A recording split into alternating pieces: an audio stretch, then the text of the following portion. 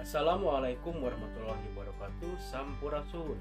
Perkenalkan, nama saya Ade Rizna Suhendi, guru mata pelajaran muatan lokal bahasa Sunda.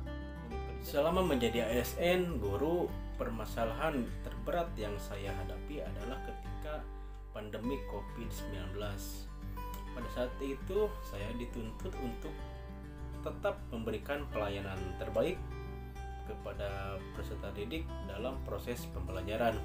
Tentu ini menjadi masalah karena berbedanya metode dalam proses pembelajaran yang biasanya tatap muka di kelas, ketika itu diharuskan untuk daring. Nah, untuk itu saya terus mengembangkan kompetensi saya terutama dalam bidang teknologi informasi pembelajaran dengan mengikuti berbagai diklat pelatihan serta belajar secara otodidak. Hal ini untuk mencegah kejenuhan yang akan melanda peserta didik. Nuhun. Assalamualaikum warahmatullahi wabarakatuh.